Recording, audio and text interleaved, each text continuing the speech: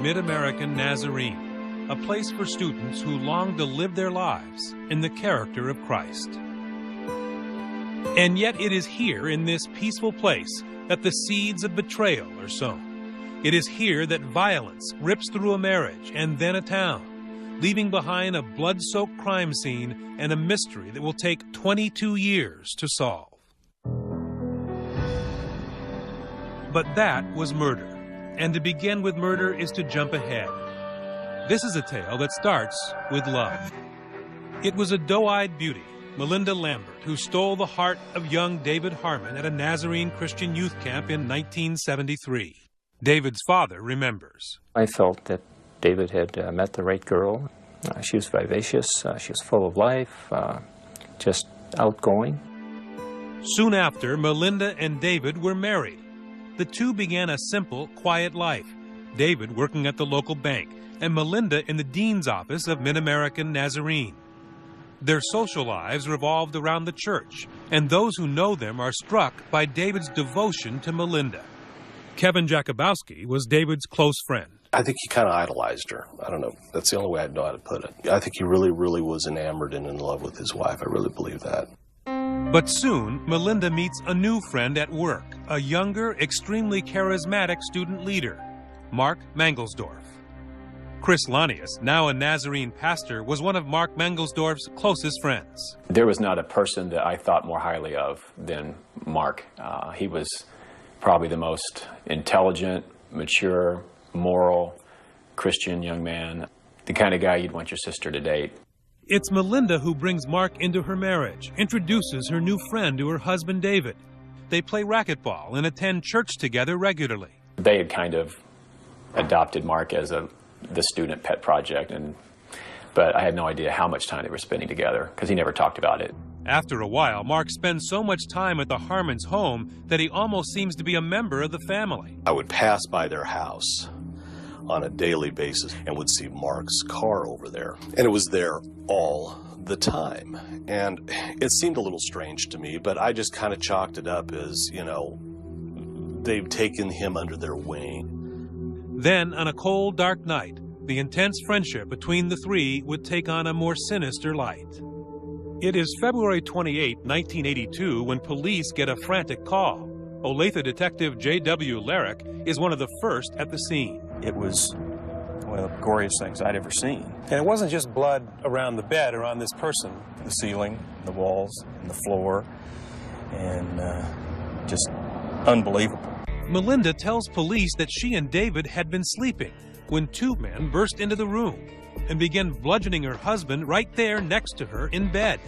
Detective Bill Wall recounts the gruesome scene as she described it. She was awakened by these horrifying sounds of someone striking her husband. Someone grabs her out of bed and pulls her downstairs. During this time, she hears one suspect say to the next, "I think you hit him too hard, you may have killed him."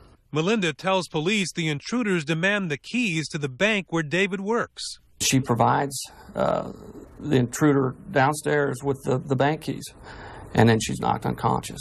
Claiming she had been knocked out for an hour, Melinda stumbles to the apartment of her next-door neighbors, who call the police. When they arrive, detectives are immediately struck by three things. First, Melinda does not appear too concerned about her husband, David. She never asks anybody, "What's the condition of my husband?" She never asks. Then, Melinda asks the neighbors to make a call. She wants the Bertrams to call Mark Mangelsdorf, and he shows up. And when he gets there just a few minutes later, police are struck by the fact that even though it's the middle of the night, Mangelsdorf's hair is wet. News of the gruesome murder reverberates throughout the small religious community. Kevin Jakubowski hears about his friend's death in church the next morning. I thought, you know, I'm going to get through this. And I just fell apart. Police comb the area for clues as to who could have committed such a heinous crime. Time and again, they turn to the only two people with any possible link or motive, Melinda and Mark. But time and again, they are forced to turn away.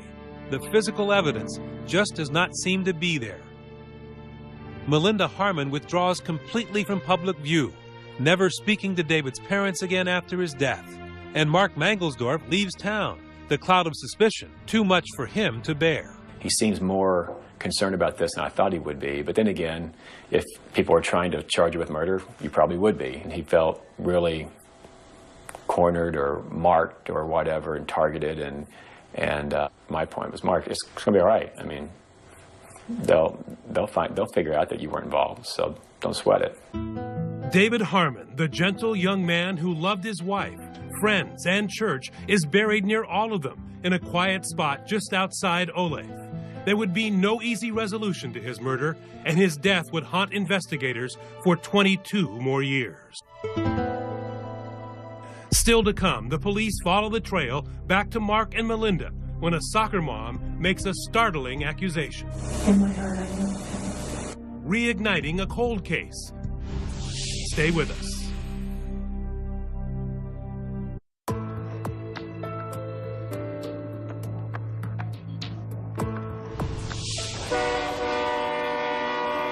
It has been 23 years since David Harmon died at home in his bed, beaten beyond recognition, a victim of a crime so heinous it is difficult to fathom. In Columbus, Ohio, the widow's broken heart appears to have mended. Melinda Harmon has a new life. She's remarried now and has 2 children. She's a soccer mom. She's living a big, luxurious lifestyle. She's living large. She's just your perfect neighbor next door. In affluent Pelham, New York, a quiet suburb of Manhattan, Mark Mangelsdorf is living his new life. A married father of 4, successful corporate executive, owner of $1 million home, and a graduate of Harvard Business School. But far away, out on the Kansas plain, Olathe police never forgot their most notorious unsolved case. Johnson County District Attorney Paul Morrison. I think this case was sort of an open wound to this community of Olathe. It was a very, very brutal homicide. It was a senseless murder of a young man that had a lot going for him. Very religious, responsible, good guy. Police have always suspected Melinda and Mark, but for 2 decades, no arrests have been made. But in 2001, the Johnson County Crime Lab offers to run modern DNA tests on cold cases. The police immediately picked the Harmon case. But the police did not get the DNA magic they had hoped for. Much of the evidence had seriously deteriorated in the 2 decades since the murder. Despite a battery of tests, there still was no conclusive physical evidence tying Mark and Melinda to the murder. So the police decided to try something else. We needed a break. We needed someone to start talking. Olathe police decide to make a trip to this Tony Columbus, Ohio suburb, hoping, but never really believing, that Melinda Harmon will talk. She answers the door in her bathrobe. And we're kind of thanking each other, you know, hell, she's going to come down the steps here and tell us to take a hike, but she doesn't. She invites us into her kitchen. The detectives tell Melinda they're investigating new evidence in her husband's murder, hinting that DNA has given new clues. The police are stunned when she decides to talk about it. When she started telling the story, and it wasn't the same story she told in '82, Steve and I looked at each other like, whoa, we got something here. Police invite Melinda down to the station, and again they're surprised when she agrees to come. It is here that the mystery begins to unravel. Melinda makes her biggest mistake. She talks. Like I told you, the life could be different. We weren't married. Maybe we'd end up together, attracted to you, that sort of thing. And talks some more, finally admitting that her close friendship with Mark Mangelsdorf might have been inappropriate. And you would say, well, Mark, I'm flattered. I'm very flattered, and I was. What Melinda says next implicates her and Mark Mangelsdorf. In my heart, I know. But what you're telling me is, you didn't see his face, and you didn't hear his voice. Right. You saw a shape that matched him. And in your heart, you knew it was him. You actually got a chance to see that videotape. Right. I told him, I said, here's our toehold that we need. Police now believe they have enough to charge someone with murder. But it's not Mark. To her surprise, it's Melinda. She had put herself at the scene of the crime. The defendant has been charged with the crimes of first-degree murder and conspiracy to commit first-degree murder. The defendant pleads not guilty to both charges. On April 13, 2005, Melinda Harmon goes on trial. About 2:33 a.m., David Harmon was beaten to death in his bed. The prosecution leads off with the noises in the night, a murder so loud it woke the neighbors. They heard this jarring, thumping set of sounds in a sequence that lasted less than a minute, several of them.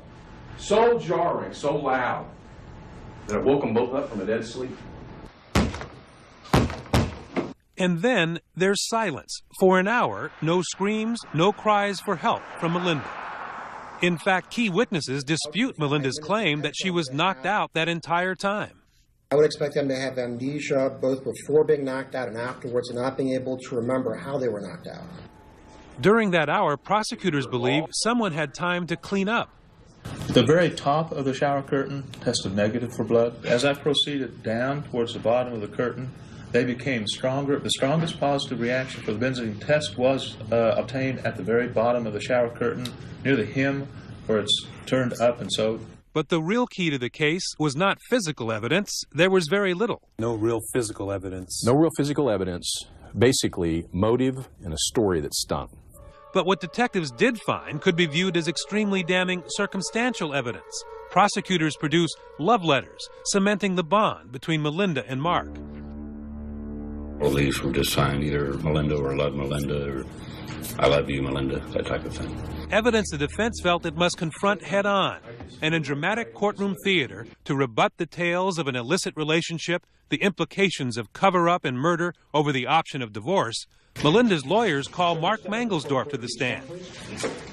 Mangelsdorf testifying while knowing that anything he says can be used to convict him in his own trial. It was a gamble that only a very confident or innocent man can make. Let me be very clear. I was not in love with Melinda Harmon. I did not have a romantic or sexual or physical relationship with her. None of that. Melinda Harmon was my friend.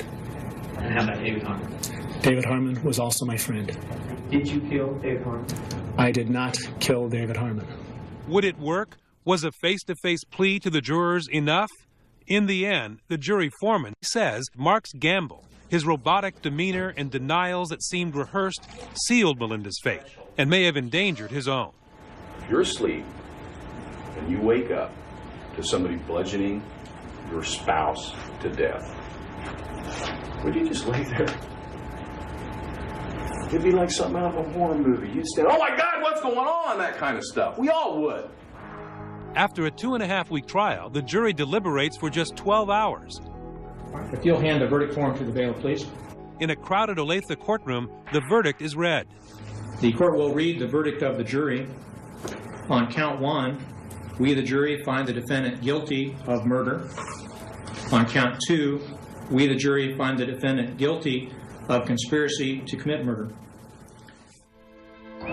Out on the Kansas plains, in the small town of Olathe, there is a new sense of freedom. A haunting murder finally solved because of detectives who never gave up and were smart enough to let Melinda Harmon just talk.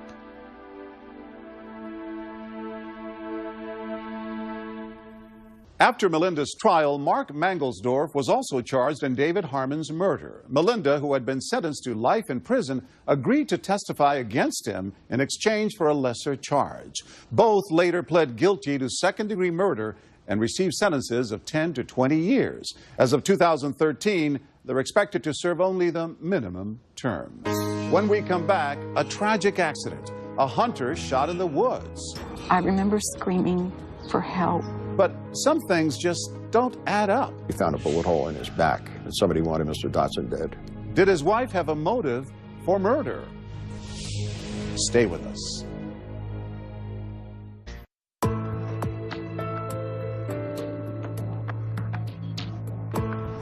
It was supposed to be a romantic getaway in the Colorado Rockies for Janice Dotson and her husband Bruce, until a tragic hunting accident cut his life short. But as Chris Cuomo first reported in 2004, investigators noticed a few odd details and found themselves following a twisted trail that led to murder.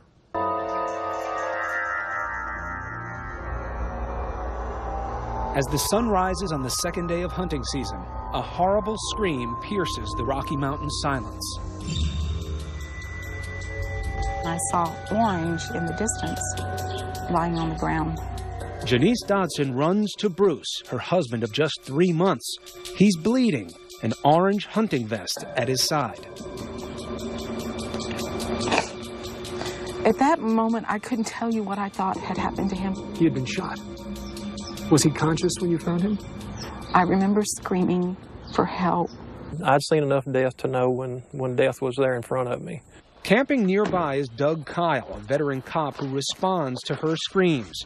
He goes for a phone, knowing what Janice seems unable to accept. I said, I'm sorry. There's nothing we can do for him. He's gone. Go ahead, sir. There's a man been shot and killed up here? There was a man shot and killed up there? Yes. 48-year-old Bruce Dodson seems like a tragic casualty of the hunting season. 3 months to the day after their marriage, Janice Dodson finds herself a widow. I spent a lot of time being angry with God. I spent a lot of time being angry with Bruce. I spent a lot of time being angry with myself. Friends couldn't believe the news, but what they knew was nothing compared to what they were about to find out. The day after Bruce Dodson was shot, an autopsy revealed he hadn't merely taken a single stray bullet. He'd taken 3. We rolled Mr. Dodson over and we found a bullet hole in his back, which was not consistent with the bullet holes in the vest or the other clothing. District Attorney Investigator Bill Booth is present at the autopsy. What do you now start to believe about this killing? It's a homicide. And somebody wanted Mr. Dodson dead. When you were told this is no accident, this was a homicide, what did you think about how this could have happened? I couldn't believe it, that no one would, first of all, kill someone like Bruce. And then my next thought was that no one deserves to die like that. They were supposed to grow old together. Bruce and Janice worked at the same hospital, she as a nurse, he a lab tech. Janice had been through a rough divorce and calls Bruce her savior. When he told me they were getting married, he was one happy man. Friends say they make a great couple. He's a penny pincher, helping her to put her affairs back in order after her divorce. She is lively and outgoing, introducing him to new things. As a couple, they were happy. They were active, energetic, out doing things, traveling. It's obvious to me that they were having a lot of fun. Maybe right about here when he was first shot. Bill Booth and his partner Dave Martinez were determined to find out who destroyed the happy couple. You have to be able to put the killer in a kill zone. The first puzzle to solve is how Bruce Dodson was gunned down. They turned to the Colorado Bureau of Investigation for forensic analysis of the bullet wounds. The paths those bullets took to the dead man's clothing tell investigators a frightening story. He was walking the fence line. He was walking the fence line, walked about here when the first shot was fired at him. And the first shot ripped through his vest. The bullet misses its mark, piercing Dodson's clothing, but only grazing his skin. I believe that Bruce Dodson got to this location, took his vest off, and started yelling, "Hey!" You believe he's waving it over his head because he's trying to tell people, hey, I'm not a deer, don't shoot me. Correct. So he's now face to face with the shooter. That's what I believe. That's very cold-blooded. Yes, it is. And then he takes it in the chest. Takes it round in the chest, which comes right out under his arm. And then not only gets shot facing, but now he probably gets shot in the back. Yes, he falls to the ground. The final shot coming through the fence post, the bullet separating, and a core from that bullet wound up hitting Mr. Dodson in the back, severing his spine. So where was the shooter? You see that post? See the hole? Police believed it was made by the third bullet. A string leads them to this spot, the assassin's nest, where they discovered a spent cartridge from a .308 caliber bullet. A different weapon than either Janice or Bruce were hunting with. What did you find early on that you found suspicious? Janice Dodson's ex-husband, J.C. Lee, was camped 3/4 of a mile as the crow flies straight down his fence line. And what did you find out when you took a look at him? J.C. Lee had reported a .308 rifle stolen. He said it was stolen the day before this murder. We thought that was very suspicious. Was there any thought in your mind at all when you found out that J.C. Lee had been there that he may have been involved with what happened to Bruce Dodson? There's a part of you that doesn't want to believe that someone you have children with, grandchildren with, would do something that devastating to hurt you. But did it come into your mind? Yes. District Attorney Frank Daniels admits he's fascinated with the case. In fact, he writes a book about it called Dead Center. If that shot had been 2 inches to the left, this case would have been chalked up as a hunting accident. I never would have seen it. There were 2 more shots fired, killing Bruce Dodson. But that first bullet had never been found, and investigators need it. You've got the fence post with a bullet hole in it. You've got the shell casing up in the clump of oak brush. You know where the victim was. Forensic experts show how they used fluorescent strings to estimate the bullet's path, starting at the sniper's nest, running through Dodson's vest and beyond, marking off a grid to search with a metal detector. Defying all odds, under several feet of brush, they find a .308 caliber bullet, matching the shell found in the sniper's nest, and more importantly, matching the type of rifle Janice's ex-husband reported stolen. When you find the bullet and find out it's a .308 caliber, same rifle, could have come out of the rifle that was J.C. Lee's. Isn't that your man? Well, it's his rifle. It's the man's rifle. Investigators had the wrong guy. J.C. Lee has an alibi. His boss along for the trip confirms it, and it checks out. Investigators are back to square one. By a little stake in Then, the ground. Booth and Martinez realized something they'd overlooked before. Bruce and Janice's campsite was awfully close to Kyle the cop. We thought it was kind of rude that they would, come on in and camp right in almost practically on top of where we were at. And that hits you as strange, right? Yeah, very strange. Because you don't want to camp near other hunters. This is millions of acres up here, and you don't camp next to them. Turns out it wasn't a random decision. Janice had been to the mountain without Bruce just a few weeks before. Was she there to plan a murder? Janice, the grieving widow, suddenly becomes the main suspect. What happens in your mind when the police start identifying you as a suspect? Unbelievable. How could they look at me? Investigators say the more they looked, the more they found incriminating Janice. This was her assets. She'd taken out 3 insurance policies. She made sure to get wills done. Bruce owned 2 homes, to have the property put into both their names during this 3 months since they were married.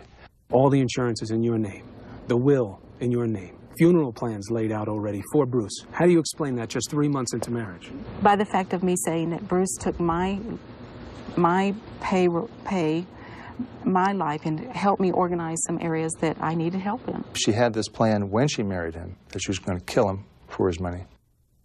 I believe that's why she married him. Did you kill Bruce Dodson? No, I did not. I had no reason to kill Bruce Dodson. Sure enough, investigators say soon after Bruce's death, Janice starts cashing in. She closes his bank accounts, settles his IRAs, and badgers the life insurance companies to pay off.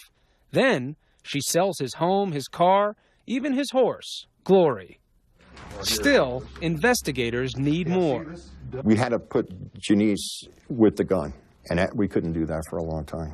The big break in the case would come from a piece of evidence the police had had since day one. Slogging through the mud in this pond looking for the rifle, investigators don't find the murder weapon, but do notice the mud consists of a special clay, bentonite, used as a liner in this man-made pond, the only place in the area with bentonite. We started thinking, the mud, Janice had mud on her coveralls. The cops still had the dirty coveralls taken into evidence on the day of the murder, and a crime lab finds a match, traces of bentonite. Why is that mud on your clothes?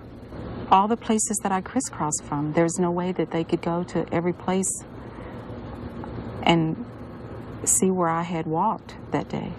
In the area where you were walking, the only place where that bentonite clay is where J.C. Lee was camping. I don't know. I'm not a geologist. For authorities, it's the final link connecting Janice to the weapon by connecting her to J.C. Lee's camp. It was the littlest thing, and it was overlooked for almost 3 years. Booth and Martinez arrest Janice. Who else falls into those categories of having means, motive, and opportunity to kill Bruce Dotson, except for Janice? But there's no motive. I didn't do it. And I can't say it enough. Bruce is still a victim. But the jury doesn't believe her and finds her guilty of first-degree murder. You loved Bruce Dotson.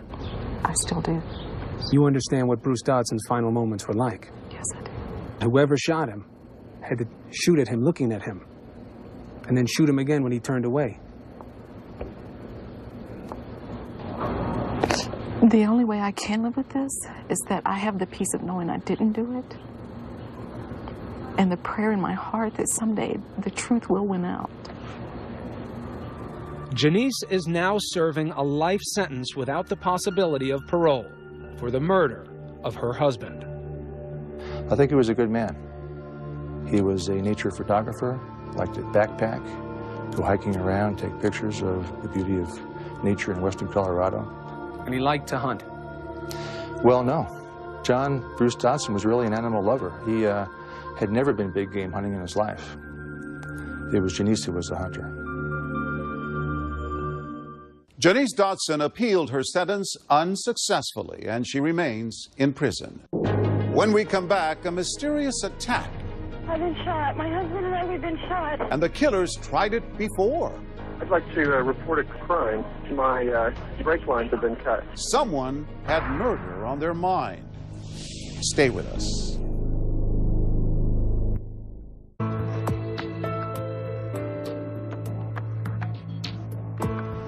Someone wanted Rob Andrew dead, and he thought he knew who it was. But that wasn't enough to save him. In 2002, Elizabeth Vargas first brought us this story of a man who saw his murder coming. The house at the end of the cul-de-sac in Oklahoma City seems ordinary, a good place to raise a family. Rob and Brenda Andrew and their kids, Tricity and Parker, lived here for a decade. But one night, shotgun blasts shattered the quiet night. There was a frantic call to 911. I've been shot. My husband and I, we've been shot. Who shot you? And I don't know. They had on black masks. I don't know. Police rushed to the scene. Garage door was open and Rob Andrew on the floor. He was lying on his back. He appeared to have a couple of gunshot wounds, one to his torso and one up towards his neck. Police have nothing to go on. Nothing is missing from the house. No clues about any masked gunman. And no motive for the shootings.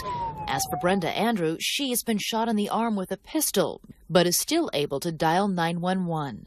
Did she describe these two suspects? The only description she was able to give was that the subjects were wearing black, dark clothing, and they had masks, dark-colored masks on their covering their faces.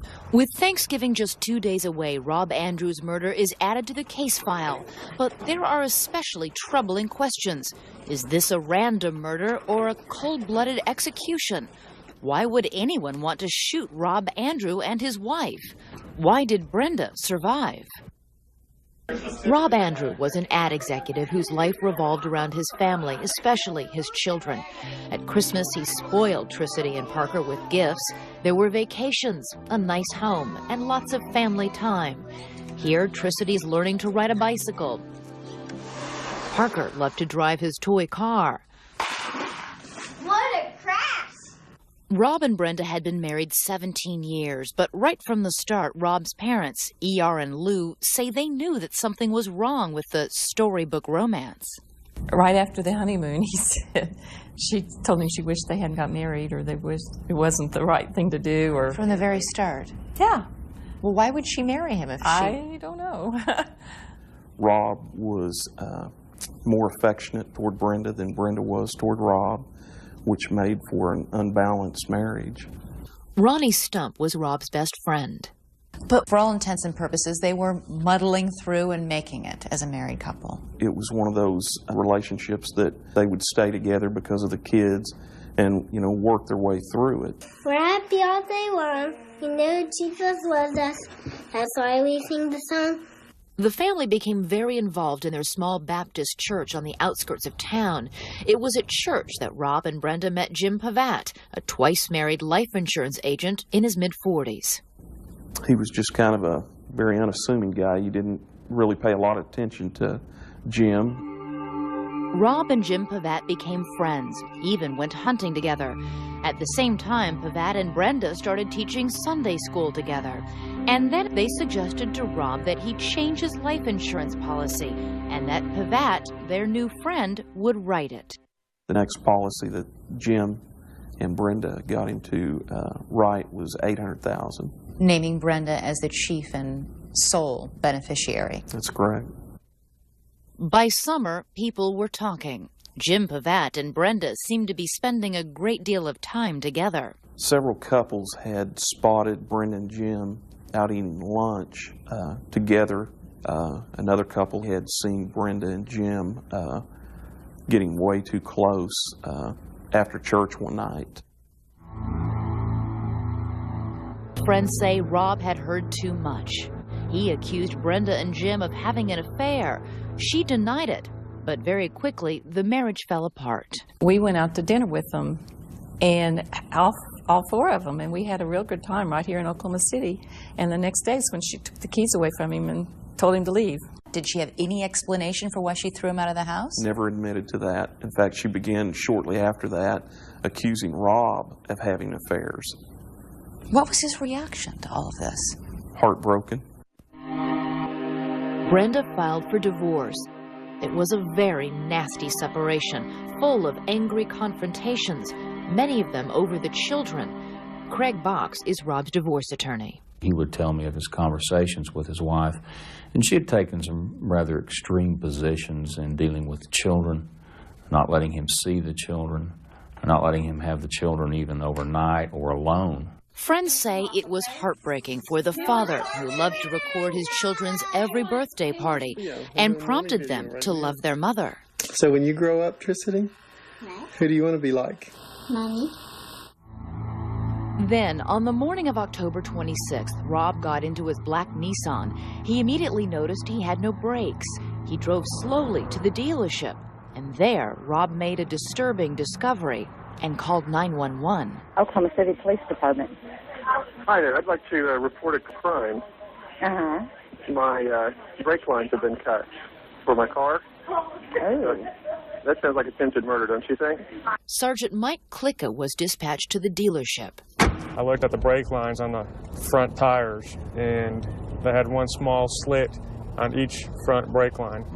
He said that he believed that his wife and her boyfriend were responsible for cutting the brake lines. He called me right after that, and I could tell he was shaken.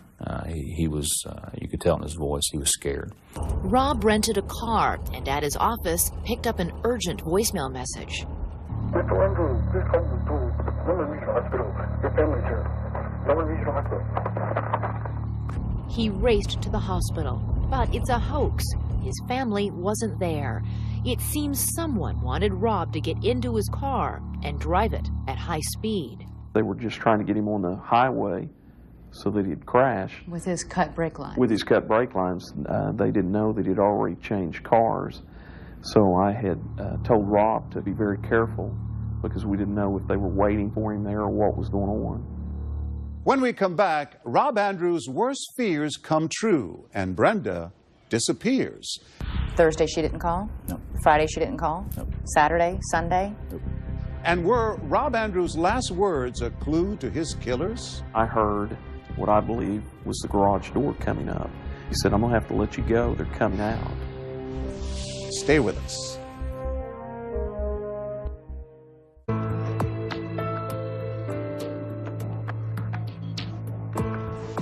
When Rob Andrew found the brake lines of his car slashed, he thought his wife Brenda was trying to kill him, hoping to collect on his life insurance. So he decided to take her name off his policy.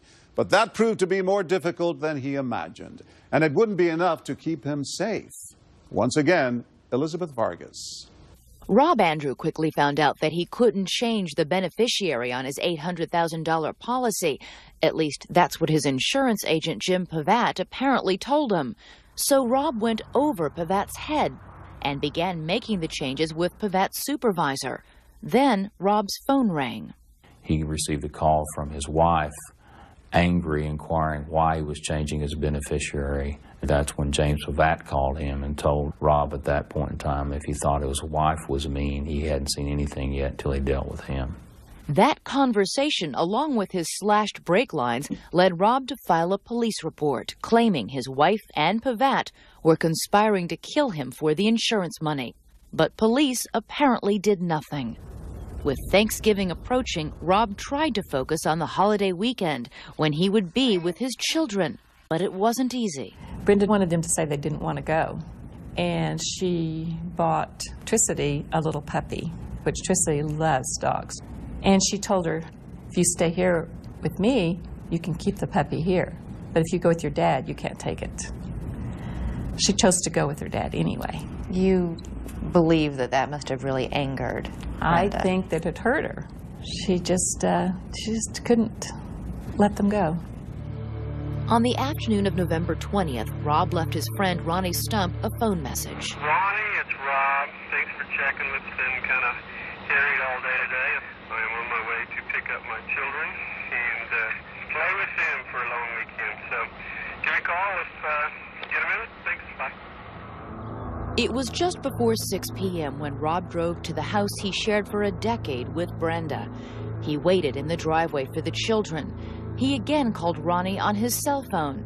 The two spoke for a few minutes, and then I heard what I believe was the garage door coming up. He said, I'm going to have to let you go. They're coming out. And that was the last I heard from him. Rob then apparently stepped out of his car and into the garage. Moments later, someone with a 16-gauge shotgun opened fire, hitting Rob in the neck and torso. Brenda, shot once in the arm, that's the bullet hole in the door, went back into the house where the children were and called police. 911. Hi. I've been shot. My husband and I, we've been shot. Okay, calm down, ma'am. Who shot you? I don't know. They had on black masks. I don't know. Where's your husband shot? I don't know. It looks like his shirt. It's all ripped. Oh, my God. Oh, God. Oh, God. Oh, God. Ronnie rushed to the house. You told him everything that night, the detective, on the scene? You told him that... Everything that I knew about the cut brake lines. The bad divorce, the fighting, the tension, the insurance policy. The threats and everything. I shared that with the detective that night. Gary Damron and Roland Garrett are the lead detectives on the case. She was a victim and a witness. Victim first, witness second. You did know that Rob, in fact, was afraid for his life. He'd filed 2 police reports saying, I think my wife is trying to kill me. Why didn't you look at her with more suspicion? We looked at her with suspicion, but we still, upon investigating the crime scene and the incident just after it happened, we did not have enough probable cause to place her under arrest. To me, it was blatant. It was obvious that these are the people that took this man's life, and nobody was doing anything about it. Investigators met briefly again with Brenda the next day, the day before Thanksgiving. She said she would call to set up a formal interview. Did she call? No, she didn't call. Thursday she didn't call? No. Friday she didn't call? Nope. Saturday? Sunday? Nope. Did you call her? Nope. Did you try and talk to Jim Pavat? We tried to contact him. Wasn't able to make any contact. Nonetheless, police apparently were not worried about where Brenda and the children were. They had told us that they would be back after the holiday and would proceed with the investigation. E.R. Andrew is Rob's father. We were concerned, but they assured us that they had a surveillance. They knew where they were. In fact, police admit Brenda wasn't under surveillance. No one was watching her throughout the entire Thanksgiving holiday weekend, right up until Monday morning, when she and her 2 children failed to show up for Rob's funeral. You thought they were fugitives? Yes, right from the minute I heard that. But police were still not convinced that Brenda was on the run. You didn't think a mother of 2 was going to flee the country or flee the city or flee the state? No, I didn't. The detectives were wrong. It would be 3 days before